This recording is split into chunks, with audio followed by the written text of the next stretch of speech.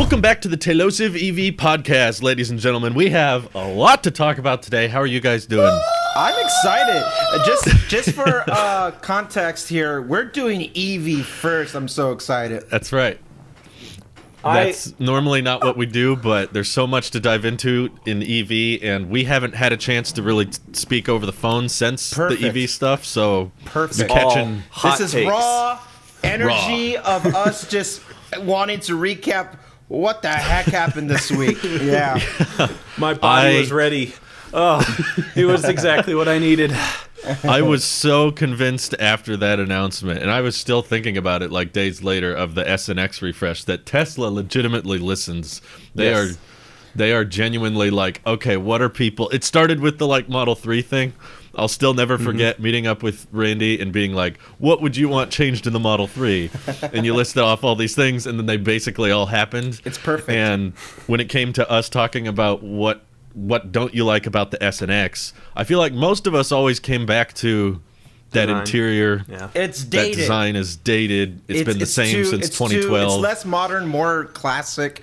And it kind of felt like a little, not off-brand, but it just felt like, oh, there's a hard division of what Tesla's focusing on and what they just said. Oh, because I would say on record all the time, oh, I think that the S and the X served its purpose. And it felt like it was being neglected. It's like, I mean, that's fine if they're going to phase them out in a sense. I remember talking about trying to phase them out, that they served their purpose for its time, that the Y... Well, Elon even talked about, like, we're just building them for nostalgic reasons. That's right. So, and he tweeted out, like, there is no S and X refresh, only small, minor changes. This I is retweeted that. I was like, Elon is not what a liar leaker here. We need to like get a new leaker for Tesla. From now on, anything Elon says, I will not believe it. Yeah. You're right, Nick. We should not believe Elon's Twitter anymore because, first of all, he was like, no, standard range Model Y, not going to happen. We're going to do a long-range rear-wheel drive. And he's like, here's the tweet, July 8th, 2019. He said, there is no refreshed Model X or S coming, only a series of minor ongoing changes. Most significant change in past few years was to use high-efficiency Model 3 rear drive unit as S and X front drive unit that went into production 3 months ago. And that was in response to someone asking Brandon J. Havard, who I've... at one point he was watching my videos. He probably isn't now, but he said... So, like, Elon, when's the refresh Model X coming? Asking for a friend. Well, evidently it was coming in the middle of January 2021, and nobody knew. Did any of you have any inkling that there was going to be a refresh? Like, I don't remember this being a rumor. Like, I knew we had the earnings call later that day. It kind of was. But, like, I was just kind of like... Leading up to it, there was murmurs of Model S. A few sightings. There were a few leaked pictures of like... But the thing is, all the photos weren't very good because the Plaid external design doesn't look that different. And when you're seeing it in a blurry, kind of zoomed in photo, you can barely tell. I was looking at a lot of the pictures that Tesla Roddy and Electric were reporting, and I'm like...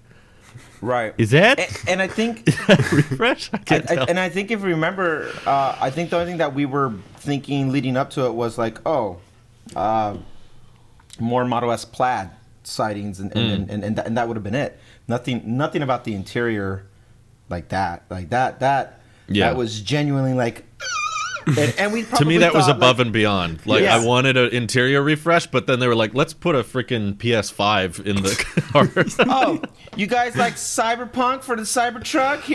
You get Cyberpunk. You get Cyberpunk. Oh, you like playing Witcher? You get Witcher. You get Witcher. And what's crazy is these games are kind of, you know, the model, it's compatible. You can play with them. The idea that, and I feel like I'm jumping all over the place, but I'm so ecstatic. The idea that you could put like a little screen in the back seat for kids to play. Yeah. It's such a cool concept as well. The whole thing is cool. The whole thing is cool.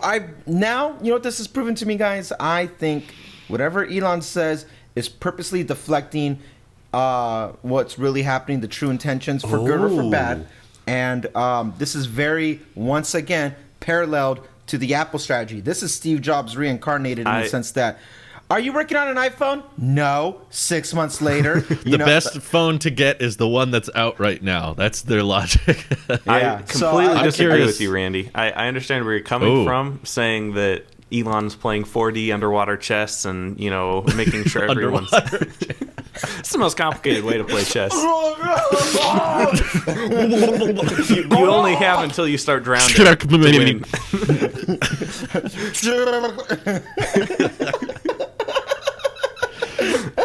Checkmate. It's just Elon saying, "Oh my God, did that happen?" It's the dead deer meme. You don't think you think this is complete spur of the moment? I think this just shows how willing Tesla is to go back on what they said if they find a better, more efficient, better way of doing something. Because I contradict myself a lot in my personal life. Oh no, I don't want anything for dinner. 4 minutes later, I think I'm kind of hungry. Like, that's how humans are. I can attest to that one. That's true. Nick did that. That's very true. He's done that. To be fair, we were waiting until 2 I'm in the like morning. that in several things. My wife's like, "Do you want any chips?" I'm like, "No, I'm good." She's like, "Okay, I'm gonna have some." And I'm like, Okay, I guess I'll have some. I guess I'll have some too. So us eating chips and Elon making cars are exactly the same thing. That's the point we're trying to get to. So your guess example. is July 2019, that was legitimately their plan, was to not refresh them at all. I think July 2019, if I recall, there were some Plaid rumors around that there was going to be a Plaid Model S. And so I think at that time, Elon was just thinking of a powertrain upgrade. But then maybe as they got the battery cell redesign with the beer can ones that I can't remember the number for because I only mess that up every time I try to say it. 4692 43. Way to draw attention So to close. it. Exactly. 4680, 4680, 4680, 4680. I didn't write it down on my I'm just going to whiteboard. wear a shirt with the number. 4680. Can we sell that as merch? I love it. I love might it. It's the most basic merch. I love 4680. That's it. There's no other Imagine- design. And we It's sell just it the for $46.80. Yes, exactly. Oh, we need to get Taylor Swift merch on that. But 69 420. I'm on it. there you go. But yeah, I think that at that time in July of 2019, their only idea was the Plaid update. But then as they got the battery upgrades and maybe the single press type manufacturing redesigns, they were kind of like, well, we might be able to do a redesign here fairly cost effectively. And I think the whole reason why they weren't planning to do a whole redesign to begin with was because the cost versus the payback. Not many people buy the Model S and X. That's not their mainstream vehicle. Plenty of people do, but they're not selling hundreds of thousands of units of those every year. So any investment they make into the Model S or Model X will need to be balanced out by that income. And so something changed on the what I production almost side. felt like when I interrupt like that? I almost felt like doing Audi Rosie O'Donnell. That's what I felt like. He's like, no one's doing it yet. I would. Okay, in that hyper specific example, Nick, I agree with you. In 2019 July, sure, because that's a lot of time in between. But I think overall, the contradictions that we keep seeing coming from them on a more like overall scale, I feel like I kind of feel like there has to be some foresight into it. Elon, it's a public company. Elon is not dictator. What I say goes. He has to follow structure. We're learning that more and more now. Yeah. So I don't think whatever Elon says, and that's where I think in a more serious sense, I think it doesn't matter what Elon says. I'm joking by things like, oh, it's the reverse, but it's a public company. He has to answer to people, and it's completely structured as such. And it's not. He's the visionary, yes, because he's the founder, but he's also CEO, which means he manages those operations. I think Nick and I had a conversation offline. I don't think we said this on air. We basically talked about the differences between a CEO and a COO, and what their roles are in a corporate structure and what it is. And with Elon being CEO, he really and chairman does not of the board. affect. That's Yeah, so he's basically his own boss in that role. No, he is an employee of the shareholders by being chairman of the board. Yeah. And at the end of the day, if the shareholders are reporting, and going back, actually, let's go even more full circle. How Drew even started this. If So the shareholders are saying, started out as if the shareholders are saying, I want these things fixed because the shareholders are also customers, not just in stock but in product, you're going to answer to your shareholders. And so what you're saying, Randy, is that you're in charge of Tesla single-handedly. Oh God, Mr. Owner Shareholder. Oh, why do you think I got the perfect Model 3 redesigned? Not for me today, but for me tomorrow. Yeah. Smart. But I will say this. I'm not opposed to getting a Model S now. Not saying I will. Wow. It was never on the table for me. Yeah. This thing is so beautiful. In a different world, if I never had the Model 3 and I was still a contractor with the government, stuff like that, in that world, Model S, it's all only the way, about $100,000 more. That's all. I would find a way. There's always a way. Yeah, I can agree. It used to be like even if the S and X were equal price to the 3 and Y, I would still go with the 3 and Y just from the interior preference and the smaller build or in that. But now it's completely flipped. Now it's like if the S and X were 10,000 more than the 3 or Y, I would probably go with the S or X now because I love that 17-inch display. And the active noise cancellation sounds amazing. I want to see what that's about. Yeah, I can't wait to try that myself. First impressions, though, I have to say, God, I can't wait to see that. I have not looked at a Model X in probably 4 years, and taken a second look at it. This was the first time I've looked at a Model X in 4 years and been like, damn. That is something I could drive. Nick is back on his old shtick about I don't know which one I want. No, I still the Cybertruck all the way, but it's fun to look at. If this is what we're getting right now, I'm so excited about Cybertruck now.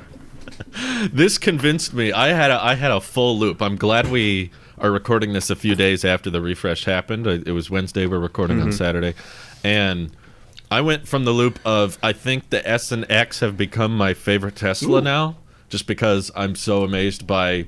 I mean, the X is still like we forget about that windshield and how far back it goes. And, it's so beautiful. And also going to be rocking that new interior, and it's more practical with the hatch and everything, and bigger, and got the Falcon doors. And I was like, I think the X is my dream vehicle, but then I start incorporating. Well, the things I love about the Cybertruck are the price.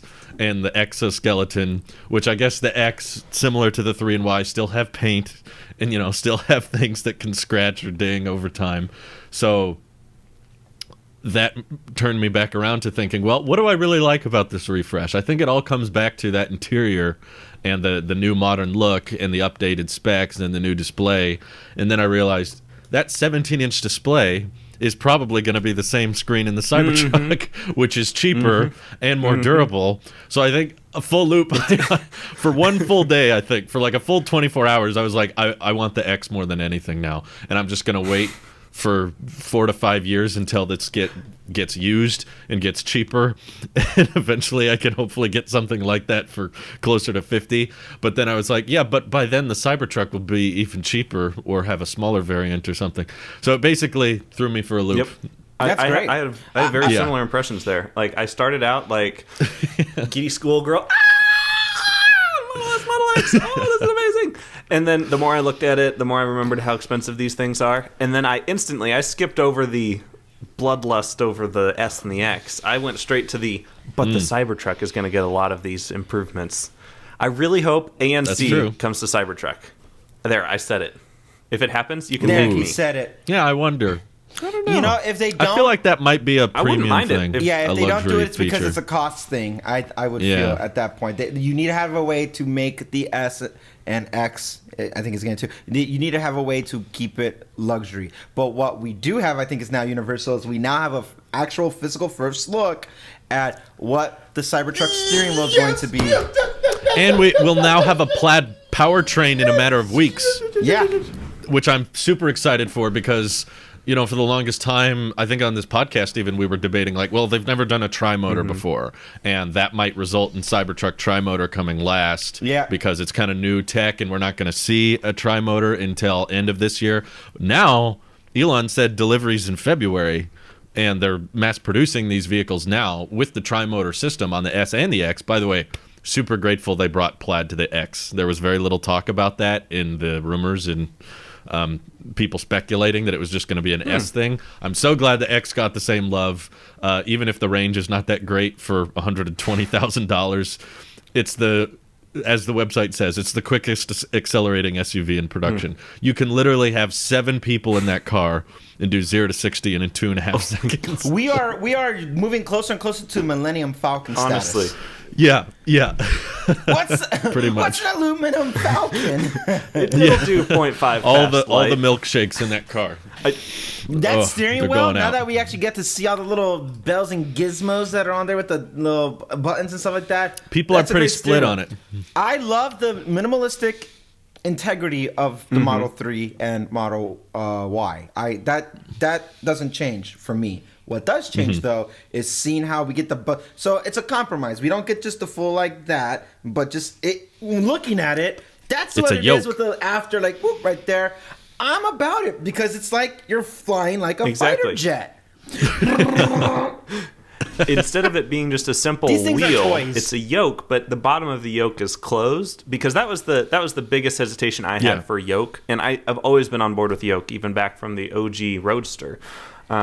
It's you wanted the OG Cybertruck I definitely yoke? I wanted the OG Cybertruck yoke, but now that I see this new yoke, I want the new yoke more, because the problem with the yoke, which I think is most people's problem, you have to drive it with 2 hands or 1 hand kind of lopsidedly, because there's nothing to grab in the middle. But now they have that bottom connector, which is where most people hold the steering wheel, especially when it's an autopilot. You just kind of keep your hand down there at the bottom. True.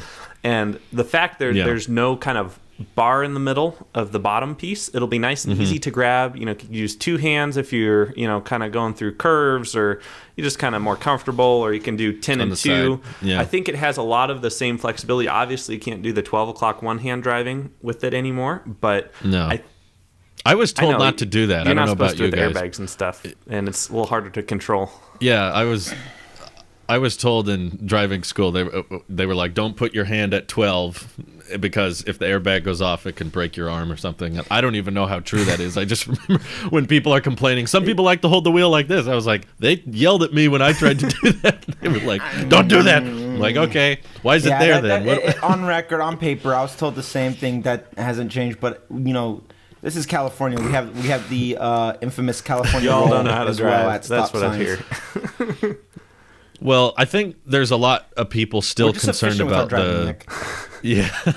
about the stocks, the gear shifts. So the whole it just predicts what you're going to do thing, I'm not on board with. Totally on board, Randy. A lot of Let's people go out to the aren't. backyard and fight, because this is the future. What is the future of Tesla? Tesla is always minimalizing things, removing things, having you trust the computers to just do it. If you're not giving me level 5 autonomy, I don't want to hear it. But you can still always override this automatic choice. I'm sure it's going to...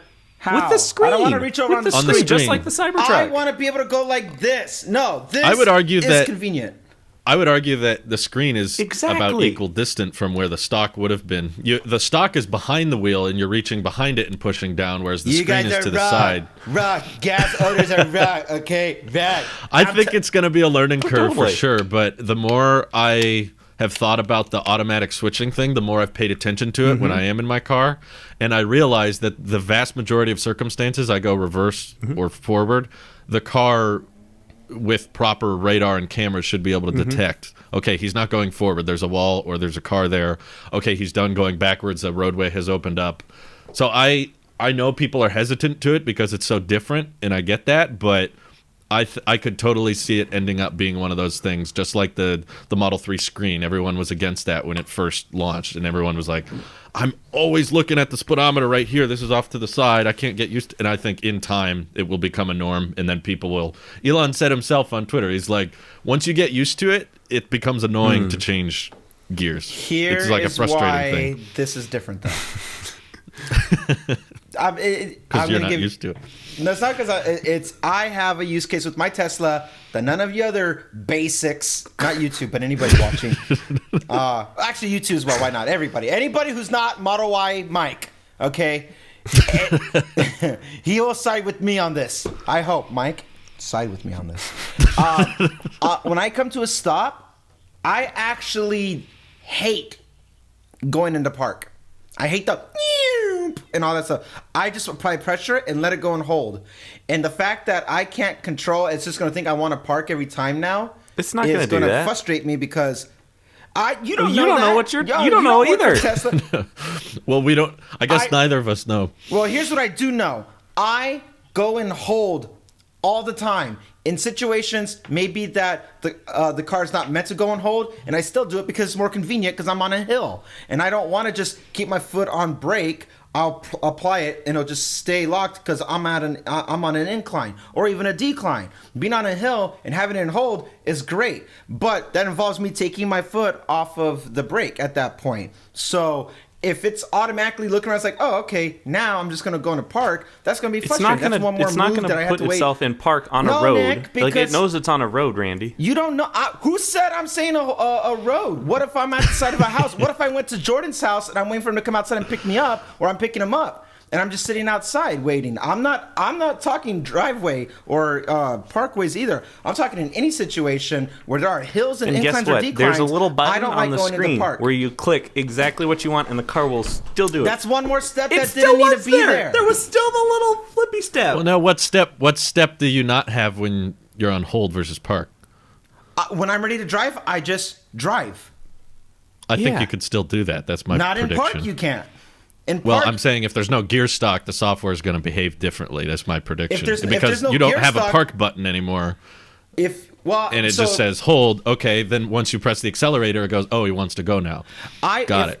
If the no gear stock still lets you hit the brake and it puts it in hold, and hitting accelerate unholds it, then there's no different. But if it's going to automatically assume what I'm trying to do and not learn my behavior of it, then that's going to be a problem.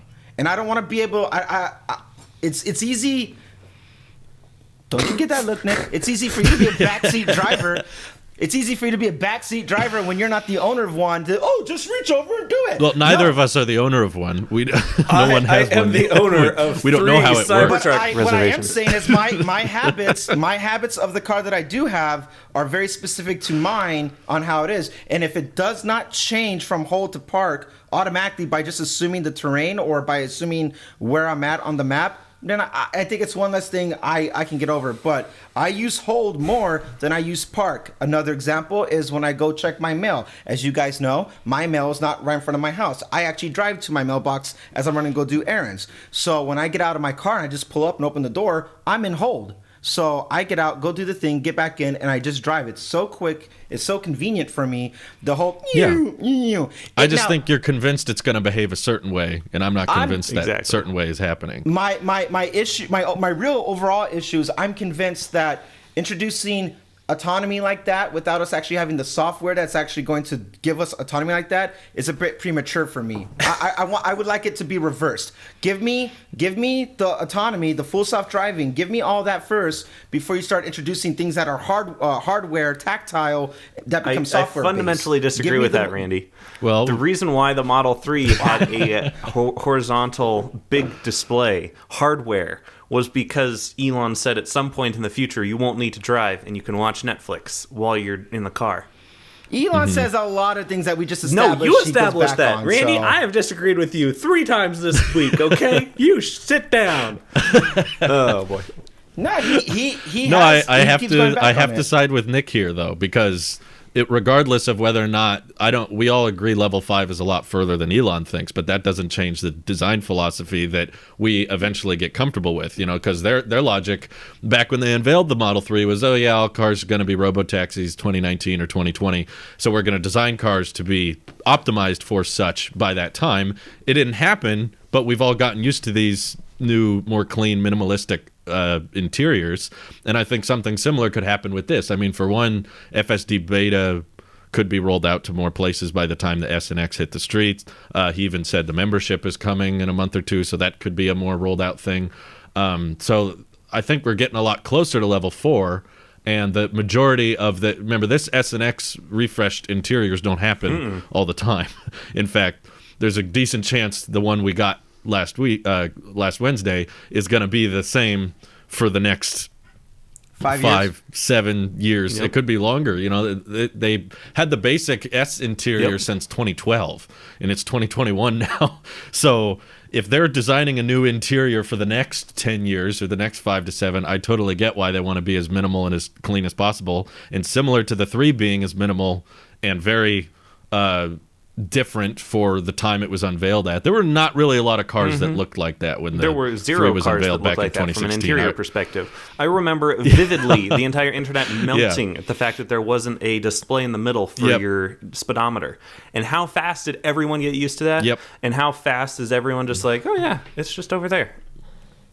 Because they realize in day-to-day, the only reason I defend them like this isn't necessarily because I'm a fanboy, because I doubt a lot of the things they say, but not necessarily because I'm a fanboy, but though that is true, I am a fanboy. I think Tesla tries these things themselves internally and is able to figure out sort of the Apple approach, like we know what you want before you know you want it. And it's the same thing happened with the Cybertruck. It's like, we don't know, you know, people, they show it off and everyone's like, ooh, that's different, that's weird, I'm not used to that. It's probably not even legal because it's so weird. And that's kind of the same reaction I'm seeing to the yoke, is people are like, oh, that's different, that's weird, it must not be legal. And there's not any specific laws, I guess, that are saying, you can't do that, because I'm guessing they're mass producing something that's not illegal. That would be weird. But yeah, I think they've tested this a lot comes themselves. With no side mirrors. Yeah, right. That one I haven't seen them test wipers. yet, but I guess seeing them mass produce the S and X with that interior now is making me think Cybertruck interior is a lot more accurate than we thought initially. So that's probably going to end up what it looks like from the prototype. I think the Cybertruck interior is actually going to change. No. I not think, the yoke much. Remember back No. Interior. Not the yoke. What part of the interior is going to change?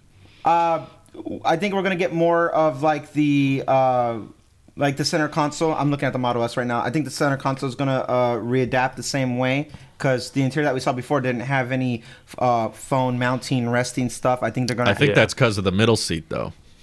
That's right. I feel like that's where we're going to see some change. I think what's going to be focused on is they obviously are implementing the wireless charging pads across the board. Yeah, Even I in did. the back, And did you guys notice in the that? back, that's pretty clever. That's I wouldn't so be cool. surprised if the front middle seat in the Cybertruck folded down and there was a wireless charger similar to the back of the Model S. I think it has big cup I'm holders. looking at the currently, website, and it but doesn't show it folded down on the picture I'm looking at.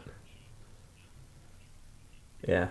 Something. Yeah, I could see them adding something to make it more smartphone friendly. I just mean that in the past we were talking about how that yoke and everything wouldn't make it to production. Now I'm pretty convinced no gear stocks yoke will be like standard, and people will be upset. You know what I really want to see? I want to see what they're doing with the windshields wipers.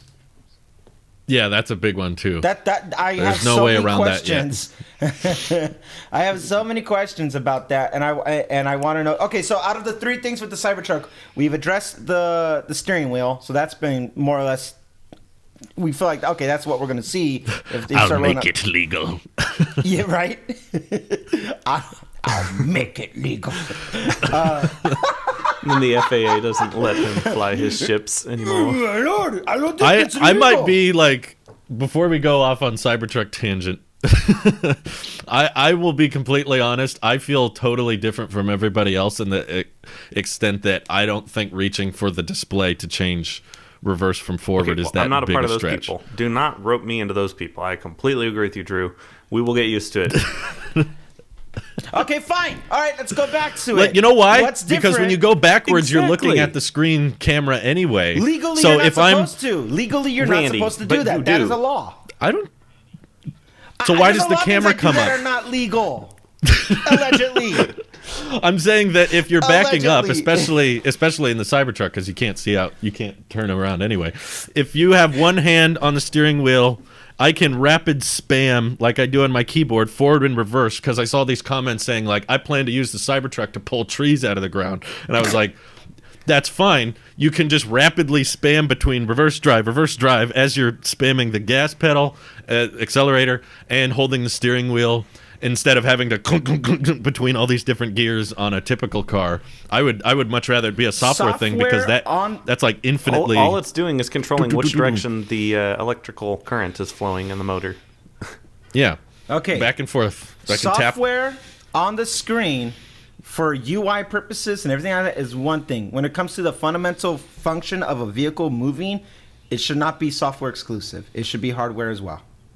Okay, we have two ways that we can use. Your stock Stop talking. No. It's my turn to talk. You have two ways to activate your windshield wipers and the fluorescence in there. You have the screen, and you actually have a tactile button. There are many situations in regards to. Even the toys themselves. You have two ways you can activate fart mode. It's this. You could do such things, but. When it comes to this is the worst counter argument. I know. I have like 4 counter arguments for his counter argument already, and he's not done talking. Go ahead. When you are driving, worst case scenario, what I've experienced that no one else has on this panel is my screen restarts itself. In a situation where I need to start, we have fail safes, like you have to hit the brake and you have to hold the buttons, and there are certain fail safes in place for you to operate the vehicle still at a basic function. If that same situation happens in regards to the reboot itself, the computer has to do its thing, because it does happen frequently. If you have to reboot the computer, it becomes a liability if you can't have basic motor functions on the vehicle itself. That is a legal situation. That is a liability that Tesla would inherit. You can't have that. It's not possible until laws change. You can have prototypes. You can have all these things like the Cybertruck like that. But mass distribution and stuff like that. That is a liability. And there's no way Tesla's going to open themselves up for lawsuits like that. And that becomes a problem. I think they are. I don't think that's going to. I think the SNX is doing it right now. I think there'll be an update. I think one of the little buttons on the side is going to become the gear shifter. I think one of those little tactile things over there. Okay, Boomer. Do you think the interiors are wrong? Huh? The interiors on the site are wrong? I think we're going to have something on the steering wheel that would cause it in a situation, because they're building them right now. Yep. In a situation that we have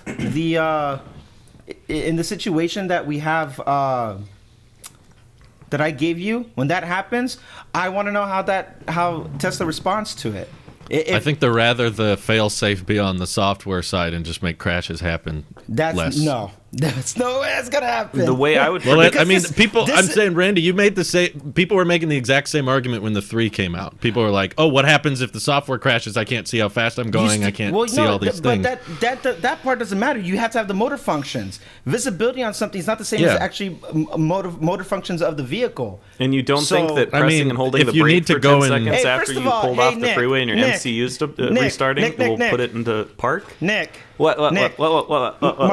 Mark this part. I'm sorry, I can't hear you, Boomer. I can't hear you. What are you saying?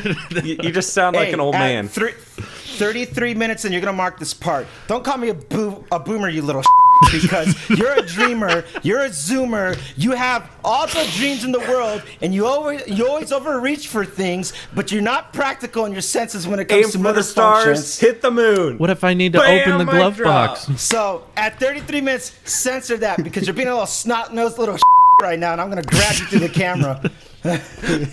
I'm telling you, this is the exact argument people were making. It's the same thing as what if my battery dies and I need to open the glove box, but I can't reach the screen because it's turned off? That's a liability. Those aren't core functions. Glove boxes aren't core functions. Seeing your speedometer is not a core function. Actually, speed is a core function. Yeah, speed is a core function. Need to know what your speed is after an accident, but oh, by the way, after the Tesla gets in an accident, it opens the glove box for you. Kaboom! Kaboom! Moving the direction of the vehicle is a core function. Yeah, but normally if you're moving the direction, you're at low speeds anyway, so it's not a huge risk because you're not going 60 miles an hour and then suddenly need to slam it in reverse. If it's crashing, it's typically like you're on the freeway and you just do the little roller thing reset. But if you're somewhere where you need to back up, you're probably going 0. So if it crashes, you just Software reboot, okay, reverse. It's a little bit longer, but I don't. And Randy, I don't you don't think that your reason. stock in your current Model 3 is actually just connected to a computer switch that is then controlling all of your other things? So if you do have a software bug, you're having the exact same dependency on a computer. There's no hardware that linkage pushes to the anything. gear stock that's specifically changing the gearboxes. It's a software switch that goes over to the motor in the first place.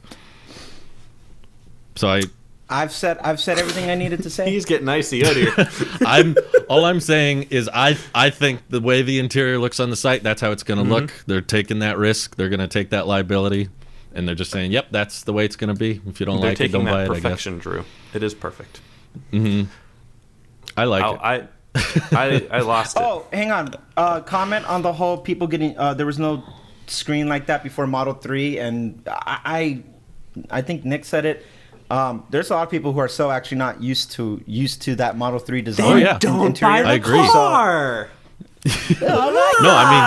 There's still a lot of people who don't like that. They don't like it. They opted for a Model X or S because they rather have the more tactile, like adjusting the vents on the the driver display. Yes.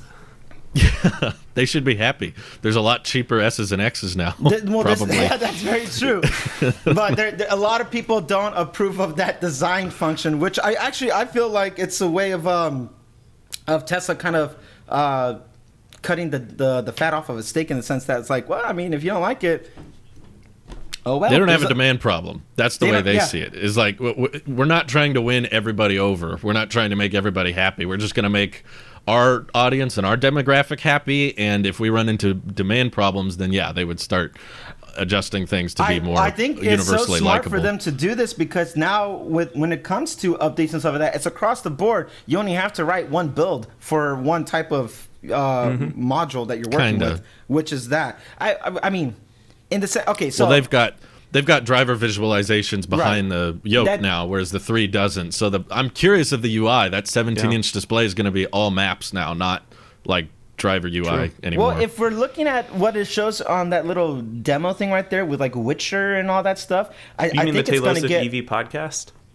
That one. Yeah. That one. Arcade and theater and stuff. You're right. That can all be universal. We're going to get a new update across the board. Honestly, if I was to have a bet on this, especially knowing that they listen to us, I think Model 3 and Model Y are going to get updates as well in regards to like possibly like the mobility or the modularity of being able to move where you want your map and the driving. Because if the Model S and X don't need that anymore, to simplify the lineup even more and not just going from landscape to horizontal, I think what they're moving towards is what we kind of saw in Cybertruck. I think we're moving. I think we're moving towards that incrementally. I think overall that's where we're heading towards that type of display UI. Yeah.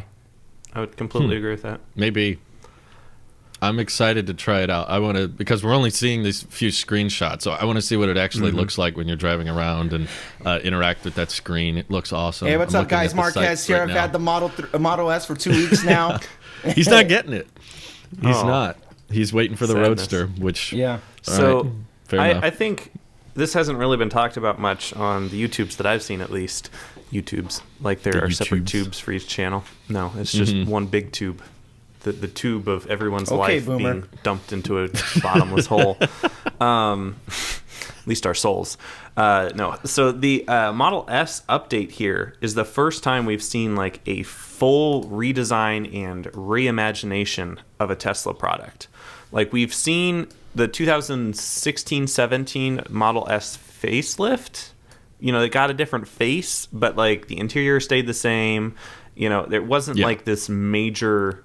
There were tweaks on the interior, but like this, they changed the direction of the display. They changed the steering wheel. Like these are some big changes, and it's kind of cool to see. Roadster, the OG Roadster, was basically just a Lotus in 2008 and 10. Like, it was just a normal car with a super teeny little How screen. dare you? Don't say that in front of him. Elon will rip you up. He will disagree. I actually only had a 8%. No, the Fine, Yeah, you Elon. know what's in I know what you mean, though. It's a Lotus. It was almost It's a Lotus. But then the Model S, was a completely unique and revolutionary design in 2012 with a 17-inch display. I remember news articles. I wasn't really into tech in 2012, but I legit remember having discussions with my gearhead uncle about... Did you even hit puberty in 2012? I was almost born. I was like, 3 years old or something. No. 3 years. I legit remember having discussions about this 17-inch. Basically, at the time, that was the size of most computer monitors, 17 inches. Like, now we're kind of in the 20, 30-inch range. I remember that, but, too. Like, at the time, 17 inches was like a really decent, like, desktop monitor size. And that was in a car. And I just remember, like, being like, how is that even legal? Like, that's a TV screen in your car. Yep. What? That's crazy. I remember that same discussion. That's too distracting. And then that's too 2012, much. that was when 2012. And then in 2016, 4 years later, they announced the brand new design Model 3, which has the display going the other way, no heads up. Landscape. Like, it was 15-inch. completely just everyone's mind was blown again at what a car could be. And in between that time of 2012 and 2016, everyone just got used to the 17-inch display in the Model S, and no one really thought, okay, cool, big 17-inch display, but it wasn't this mind-blowing thing that everyone was like, how is that ever going to work? That could never work. I'm never going to get used to that. But here we are in 2021 with a new, first time that we've completely redesigned the interior of a major Tesla car in a major way. And we still got people like Randy and Ben Sullis going like, oh, I cannot believe they got rid of the stock. Oh, no, the air vents are now the icky thing, and I can't change me. It's a natural reaction. You guys, you will get used to it, and you will regret saying that. Mark my words, young Skywalker. No. No, it's not that. You're taking my stance wrong. I'm coming from a legality point of view. Schmegality, come on. Nick, shut the hell up for 2 seconds. You don't always have to respond to everything I'm saying. Just shut your mouth. You don't know what you're talking about. I'm pulling a Rossman right now. Ooh, ouch. I'm okay. I've been driving before I bet. You were. To be fair, I bet Rossman would agree with you on this subject. Probably. Well, listen, my boomer ass, Aunt Sweeney. Excuse me. I almost lost my cool there. Who's in the positions to make laws about this stuff? My boomer generation, not your little dreamer state, you DACA child. I'm just kidding. Are you still under the impression that they cannot deliver these listen, S's and X's? I want to. Because fact check false on that one, Randy. Nick, quiet. Just shut your freaking mouth for 2 seconds. I'm gonna drop the act for just 2 seconds, and I'm just gonna be very transparent. I wanted even more minimal than this. I love the design, and I wanted even more minimal than this. I think we can reach perfection. That's where I really stand. I am, for the sake of entertainment on the podcast, I am playing devil's advocate, and I'm looking for the same arguments that have been presented in regards to. Every Tesla crash that happened while autopilot was on, while everybody was ranting and raving about software is flawed and Tesla's doomed and all these things. The argument that Tesla can't do something and then they find a way to make it happen is the most exciting part about Tesla as a company. Always. And that's why we're so fixated on this. They're going to find a way to break this somehow. Not break it in a bad way, but break the mold and actually introduce something new. It's true innovation on a technical and aesthetic approach, and I think that's amazing. And I want it to be. It's an Apple move. It is an Apple move, and that's why I always compare them in the parallels of it. It's an Apple move, and I want it to even be more minimal than this. But for the sake of playing devil's advocate here, there are things that they have to adhere to, which I'm sure Tesla's finding a way to break it. Same thing with going to the Cybertruck, the steering, or not the steering wheel, but the windshield wipers and the side mirrors. We have addressed one of the three issues that which okay, that's going to the Cybertruck. Now, what are they going to do with the side mirrors, and what are they going to do with the windshield wipers? And I think there will have to be adjustments. But what if they find a way to not have to include certain things, those certain things? What if they were able to bypass certain things, like, hey, no side mirrors, like we showed you? How After cool they is that? open the factory against the health officials' guidelines, they're like, you know what? We're just breaking all the rules. Well, or what if innovation on a design point of actually building it takes place, and there's a way that they can make the side mirrors happen without it being obstructive to the overall aesthetic. And same thing with the windshield. And I'm not thinking, what I think we're all thinking is that the windshield is going to tuck underneath one of the stainless steel. I feel like having that clean from metal to glass straight down is perfection. And I feel like they might be like, what if on the top it comes down like that or something? What if the frunk though pops Yeah. up and reveals like the frunk pops up and then It pops up when it Exactly. needs to, but And then then- it sits exactly. flush when it doesn't need to wipe. Something. Yeah. And likewise with side mirrors. What I'm saying, I'm obviously not smart enough to engineer such a technique to make it happen, but these guys are, and they're making it happen. What if we can find a way to have that stuff happen? This is all working towards 2022 Cybertruck, and when that drops, and that's the next big innovation that changes the market for the other sector of vehicles, when that comes out, how is that going to then manipulate, but how's that going to roll over to the sexy lineup and then other models to come with moving towards aesthetically minimal and ultimately fundamentally level 5 autonomy? That's their goal. That's their end vision. And anything less than that is a placeholder, just like what we're seeing with these updates. I'm trying to pick the nuances apart between now and level 5 about the stocks on the side, the moving. I can't wait to try it. Honestly, I think it's going to be so get rid cool. of the display that's above the steering wheel for the Model S's and move everything towards Model 3. One display is good enough to make it. If we can make it work with the Ys and the 3s, you can find a way That's to make it Cybertruck, work. essentially. Yeah, That's then what you it can is. find a way to make it just work with the everything X's goes back to and the the Cybertruck. S's. It really does. Now, they introduced what the final version, the UI, in my opinion, the UI, the interior design, the minimalistic build approach, and you get one color, you get whatever as long as it's black, and the Ford statement, same thing. I feel like it's working towards that, but inside you get to have a little bit more personality with it while still keeping the integrity of Tesla intact. You know why I know the S and X is street legal interior? Because they still have an emergency Yes, flasher I button. saw that. I see which, it. if they were willing to break all laws, they would have just ditched that button entirely. But it's still there, so And it's they're kind at of least in a more considering. ugly spot. Like, I don't know. I liked Yeah. it up there. It was It's at least beneath the like phone out charger. of the line of sight, but like now it's right underneath the charger, and it looks. Yeah, it's probably, my guess is it's hard to push. It I got to put a lot I of hope so. force, otherwise your Do you phone guys would notice knock it. the ceiling? It doesn't have the same ceiling anymore. What? The roof. Does it? Look at the I roof. thought.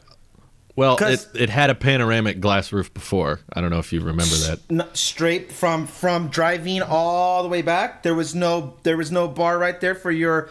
There's still a bar on the F. I don't see it. I think they might be. I can see it right now. I'm looking at the site. Wait, where did you say the bar's at? Where it is Yeah, on yeah. your 3, right above the head. It's still there. I think they may have phased it out for one of the pictures, but it's the cross beams didn't change from what I can see. Yeah, the picture I'm looking at is like it's not there because on up Yeah. here is where my hazards are at. Like that's where you click it. It's out of. Yeah. Like, I can still see it. They have the little X-ray version of the car with all the different parts and stuff, and there's still a beam, but it does go similar to the Y. It goes from the driver's head all the way to the hatch. But that was there before. You know what I was just thinking was really genius about this refresh? Maybe why Elon or Tesla decided to change their mind on giving the S and X a lot more love and attention is this has really convinced a bunch of people to buy up cars with the 18650 True. batteries. Because these new S and X's, other than the Plaid Plus, which is still coming out later, they all have the older batteries. And I bet leading up to the Plaid Plus, there was going to be a bunch of people just holding off on buying the S or the X because they want to wait for 4680s and they want to wait for Plaid. But now there's all this great motivation to get a car with the older cells. And Tesla's like, cool, we can all sell all these on a healthy margin. And they improved the drag coefficient with the little tweak on the outside too. 0.208 lowest drag. It says lowest drag car on Earth. Wow. I don't know how truthful that is, but it is a bit more aerodynamic than the last Model S, so that's where I think most of the external tweaks were done.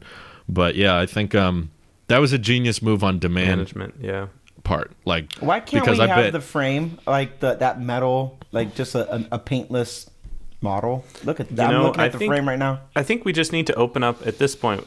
The Telosov network needs to open up a bead blasting shop where we just bead blast all the paint off of cars. Like, they have the wrapping shops. And, depaint. Yeah, depainting shop.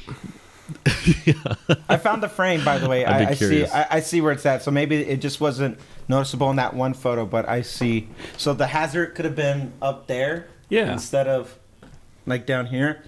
That's it. No, I guess it makes more sense to have it up front, but I don't know. So when you need to signal and the screen is crashed, you can just press that.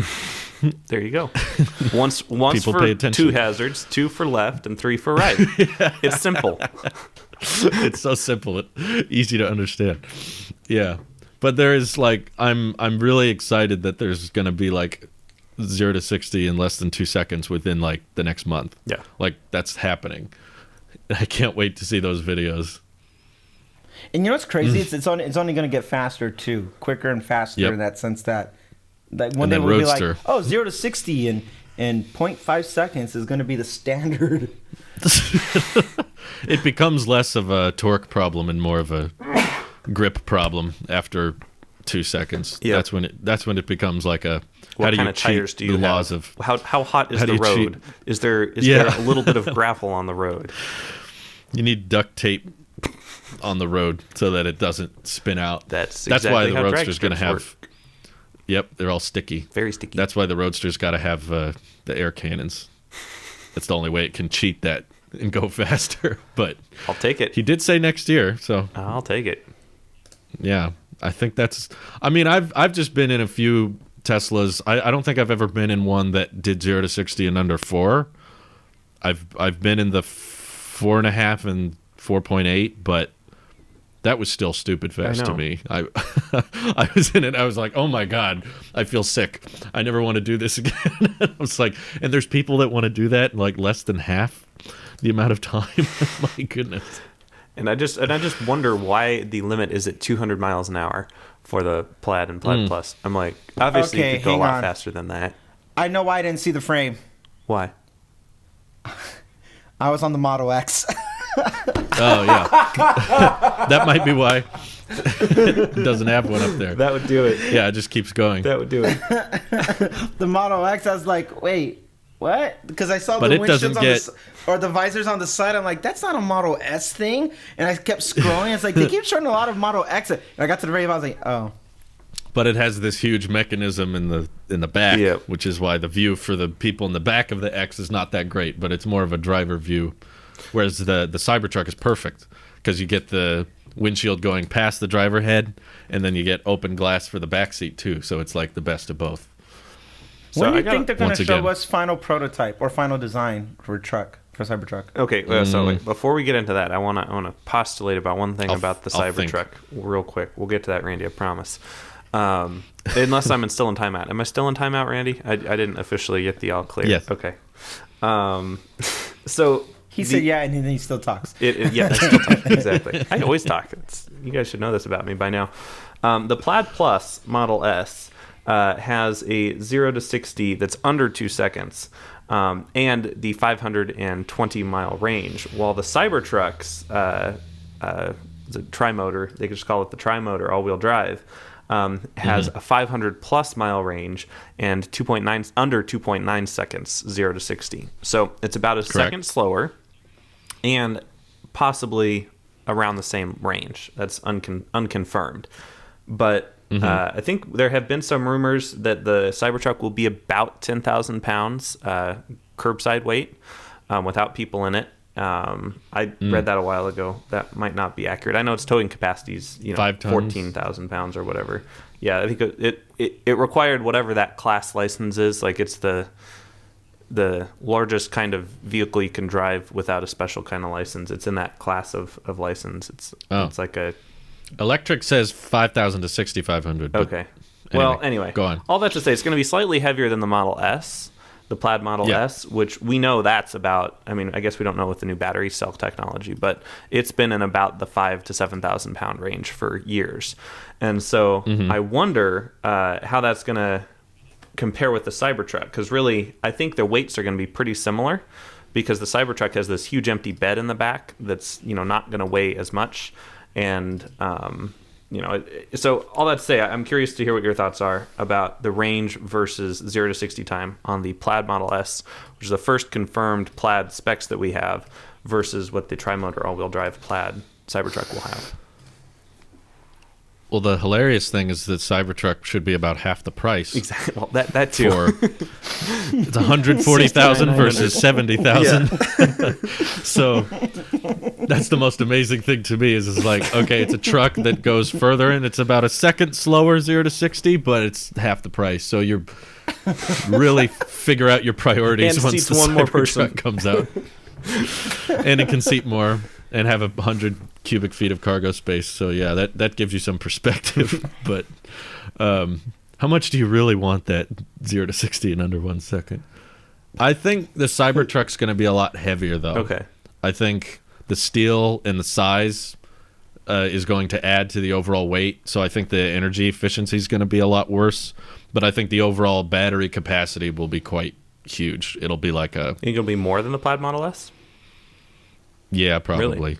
I think the Plaid Model S is going to be lighter so that if you need to go over 500 miles, it requires a lot less energy than moving a giant hunk of steel 500 miles is going to... I would not be shocked if the tri-motor Cybertruck's like a 200 kilowatt hour pack and the Plaid Plus is like 120, 130 or something like that. Okay. I don't know. It'll depend on 4680s. But I know that sounds big, but the idea is to half the price per kilowatt hour. So if you're ramping 4680s, which will be used in the Cybertruck, I don't think anything else will, then that means it'll cost a lot less because it doesn't have, I don't know, the 8-inch screen in the back and the driver display, and that's it doesn't where the have paint. The other $60,000 goes to the screen in the back. That's where all your money's going. But it does make you think a lot when you see like, man, 140,000. But I love that every year Tesla makes the Roadster seem like less and less of a good deal. Yes. Like they already... Last year they were like, Plaid Model S is only $140,000 and it can do 0 to 60 in 1.99, and everyone's like, whoa, why would you get a Roadster now? And then in 2021 they're like, now it starts at $120,000, the only loss is the range, which it's still 390. Yeah, 390 is amazing. Like, that's great. More than the Mach-E. Yeah, by far. And 390 is like... The what? Exactly. After range exceeds 350 or so, it just kind of turns into like, how often do you want to stop on a road trip? That's what it really turns in. After 500, it's just kind of screw you range. It's just like, okay, we get it. Your range is good. Whatever.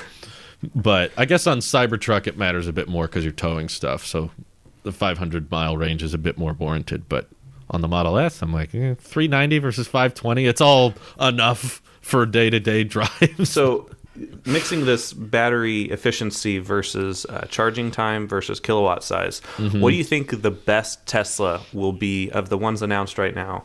What will be the best Tesla for road trips, those ultra long haul? Because right now, I believe the car that Randy has is the dual motor long range, right? And that's still the king of efficiency because it's the most efficient vehicle. And it has a large enough battery pack that gets you through road trips the quickest. I remember I did on, what was that website where you could like do route planning and Route Planner. That was it. The Randy's Model 3 always beat even the longest range Model S because the longer range Model S's have to wait at the superchargers longer. Same with the Cybertrucks. They're charging, it takes longer to charge a larger battery pack. That's just simple. And so there's a balance between a small enough pack that's quick to recharge, but making that pack last long enough so you're not stopping at every supercharger. Do you think the Model 3 will still be the king of that, or do you think the Model S Plaid Plus just stole that? It might be the Plaid Plus now, I think, with because I don't know how up to date a better route planner is. It might not be up to date with the latest figures. So I think there's a decent chance that the Plaid Plus is gonna. I mean, they support V3 charge rate, and potentially 4680s can be charged more efficiently or without overheating as much because they're tabless electrodes. So there's not necessarily go over 250 kilowatt, but stay at 250 for longer. Okay. And I think just because it's going to go really far, but also not be as insanely heavy as the Cybertruck. So Cybertruck will go far, but it will require more batteries. That's what makes me think it might be the Plaid Model S with the new aerodynamic updates and the new battery tech. Now that even the long range S goes further, 412, it's like that might be the perfect balance of like range and charge time. Okay. That's my guess. Randy? Honestly, they need to do another cannonball test. I think the Plaid would do better, but for the sake of diversifying the response, maybe the Model 3 still will do better. By Model 2 is the answer. Long range Model 2. Because ultimately what Nick is saying is that the efficiency of size of the battery and vehicle, weight of the vehical plays a big factor. Aerodynamics. And Model 3 is pretty sleek. And the aerodynamics and stuff like that. And how far of a commute are we like really I'm thinking like cross country. Like you need to be in New York tomorrow morning. What Tesla do you go grab? I kind of feel like maybe if we're playing street legal speeds and stuff, Model 3 long range dual motor might still be able to hold its own, because you could be as fast as you want with the Plaid, but if you still have to do 65 or 70 and you have to make those stops and charge, if we're doing mile for mile, I think the Model 3 might be able to inch it out. The battery though, man, I don't know. The Plaid, it's a tough one. I think the Model 3 might be able to, squeeze by if we're just doing. If it's not a race, if it's just we're logging the range just to project not just battery efficiency, but then timing as well. I think long range Model 3 might just have it in it to sneak it out at the very end because of it's so small. I think it's a good thing. I would agree with that. I'd have to say it was going to be a really close. Because I remember thinking, I'm going to get the 500-mile Cybertruck because, it'd be great for road trips. And then I did a little bit of research on it with a better route planner, and I was like, oh, wait a minute. Well, that would make sense. If you have a 500-mile battery pack, you have to wait a lot longer for that thing to charge. And so then you're sitting at this... Also, Cybertruck at Superchargers is not going to be fun in general. Exactly. True. Well, you can just use the super reliable parking auto park, right, Randy? Yeah. I was looking at the update of them doing like auto park and self summoning, the self summoning features and stuff like that. As I was scrolling, it's like, look at all these features, and part of me in the back of my mind was like, you son of a night, fix it, just fix it. It's right there, fix it. How you have all this cool stuff to bring out new vehicle updates and stuff, and you just can't fix one of the that if I was to do a sit down one-on-one with Drew again and inside my car and we just talk about what do you want to see changed, it's just soft. Fix the parking, fix the summoning, just fix it. Oh my god, it's so crap. It's terrible. I just imagine the truck bed hitting the supercharger stall over as it backs. And then as you're backing into that, your driver's window pops and it's just cracked, and you're just like, oh my god. Oh my god. Oh my god. Oh boy. You know what's interesting too? Go ahead. What were you gonna say about the Cybertruck, Randy? Before I'm looking at the page. Honestly, I think I forgot. Cut you off. I forgot. Honestly, I forgot. But I'm on the Cybertruck. I've been watching the same looped video with it driving down the runway.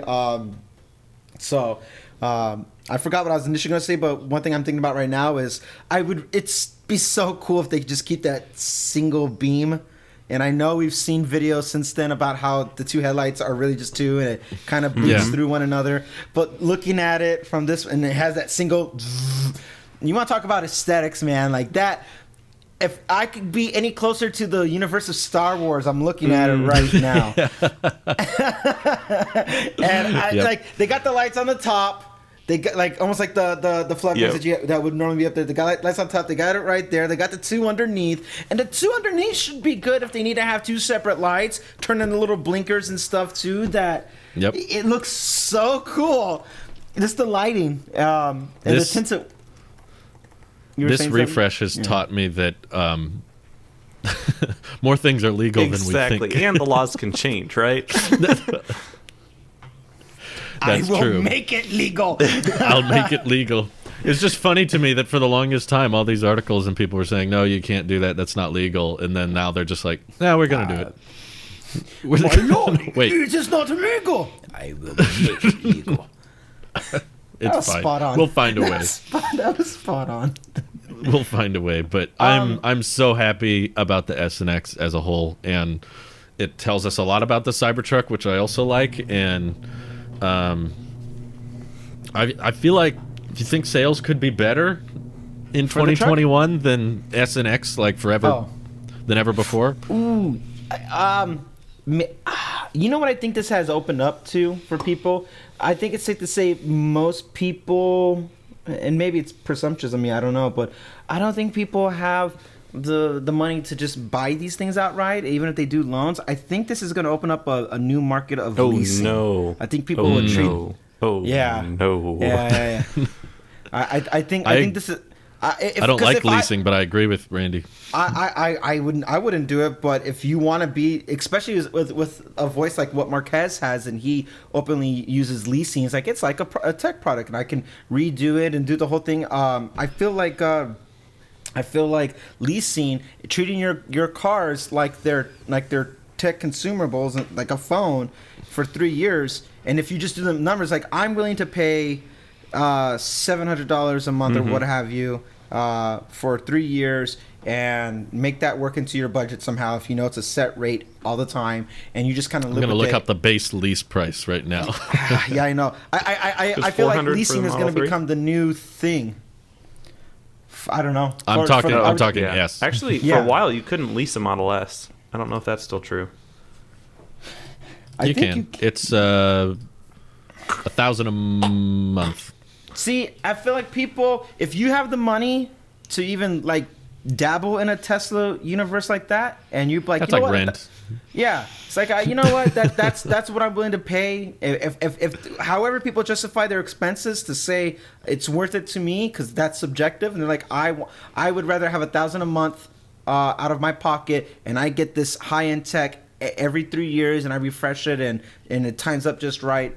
I honestly think that we'll see more leasing happening. So if they count them as true sales of it happening, then yeah, I think we'll see it. Otherwise, I don't know if we'll see an influx of Model S's and X's being purchased, more so than maybe refreshed from previous 2012 owners, or to that extent, that we'll see some of those things. It might shoot up for a little bit, and then either plateau or drop from there, unless we're going to include leasing. And I think more people will move towards leasing. If I didn't have the Model 3, if in my universe that I was okay with leasing as a whole, say, like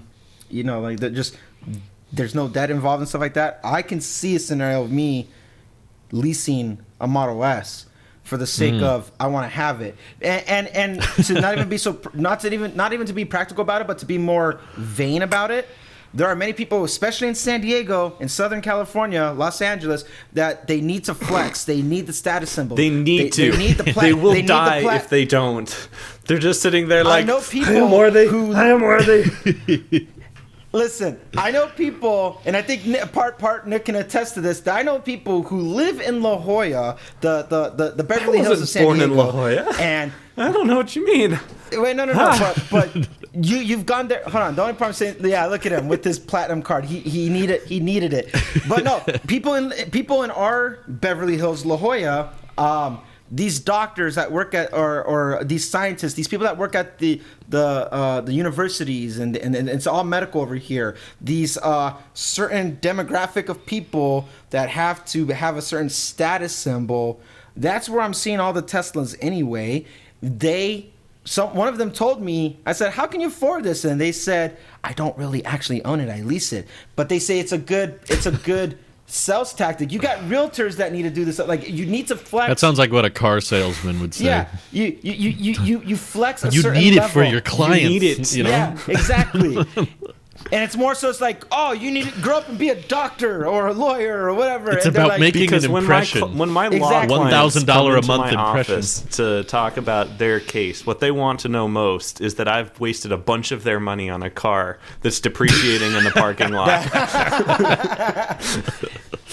I think my clients are happy to know I waste my money. Waste their money that I've overcharged. Genuinely, though, the fact of the matter is that vanity is a thing, and people will do anything they can to flex and do that stuff. And I think leasing is a good example of them having the least amount of debt because they're not going to own it ultimately. Now it's just an expense. If that's what it's worth to show that flexing, for them to either try to make themselves look like a higher status symbol for whatever the case is, I think these Model X's and S's will definitely gravitate towards those people. My fellow San Diegans who live on the beach and stuff like that up in Beverly Hills. Yeah. Anybody else who's just interested in the technology?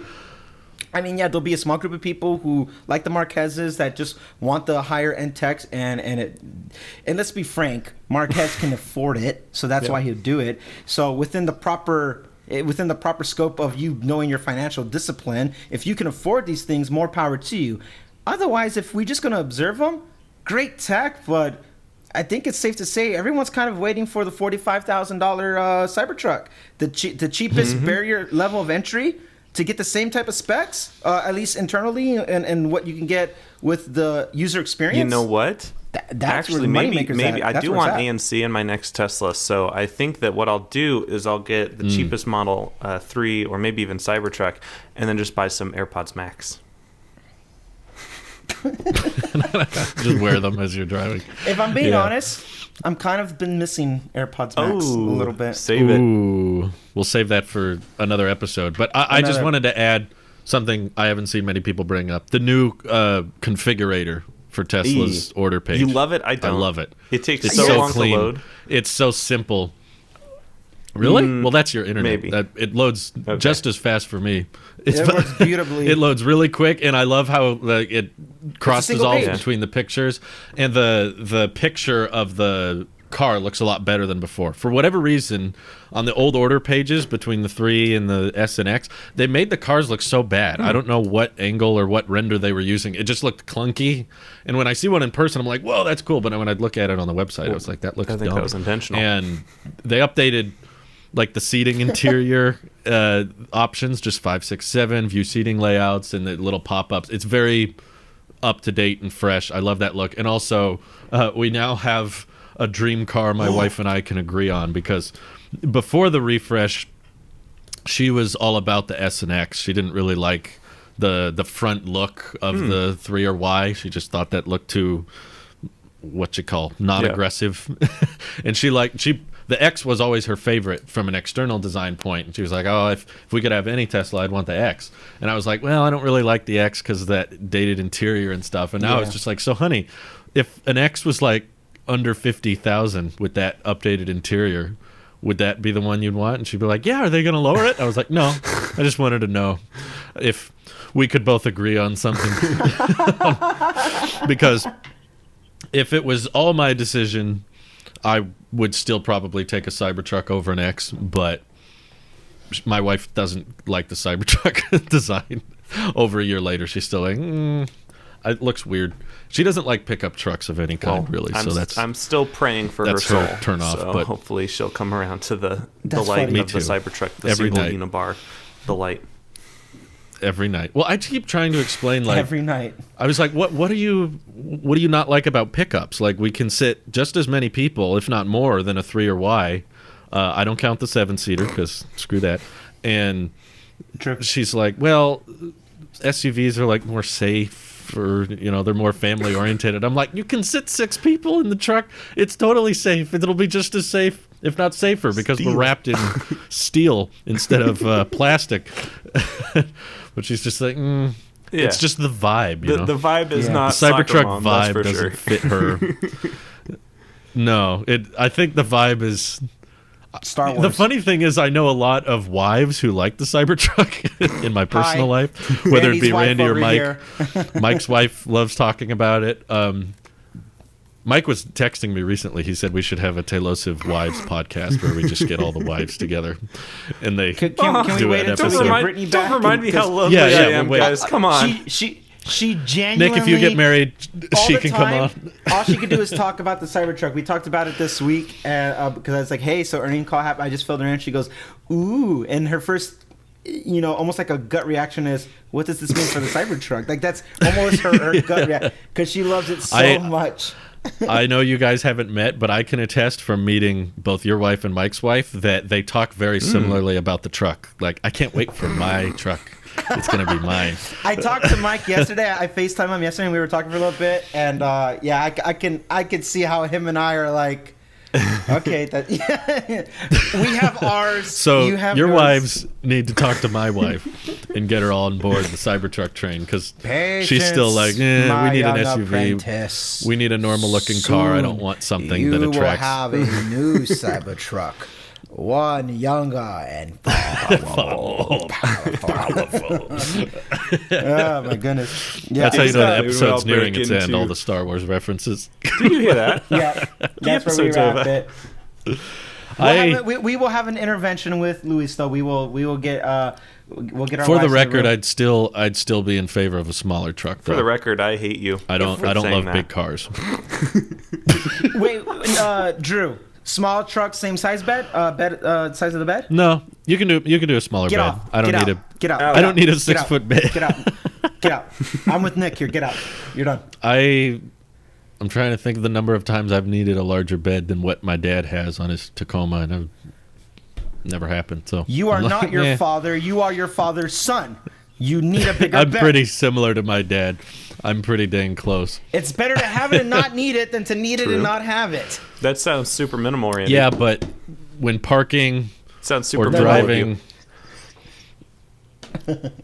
I've driven big trucks before. It's not. I want to live in the Cybertruck. You want to live in? That's my idea. You have to pay royalties if you do that. I'm pretty sure you're not the first one to come up with the idea. I'm just saying, you want a tiny home that's mobile? There you go, Cybertruck, the biggest one. I'd be cool with 5-foot bed. 5 foot's fine. I'm cool with a Cyber RV. Cyber RV / just Cyber tiny home. Just the whole bottom is 4680. Its range is just of the RV. It takes 2 weeks to charge it at a supercharger. Yeah. It can go like 1,000 miles. 3,000. No, only an Aptera can do that. Did you know the Aptera is wider than a Cybertruck? Really? Wow. No. I did not know that. Mm-hmm. It's bigger than people think. Huh. And taller than a Model 3. It doesn't look that big in the pictures. Huh. No, it gives a very smallish look, but when you see it, when they provided the dimensions recently, I was like, whoa, that thing's kind of big. Anyway, thank you all for watching. Hopefully there's more news to Cybertruck about next week. And we'll be talking about how Elon's tweets relate to the Cybertruck. Take care all. Bye-bye. Bye, guys.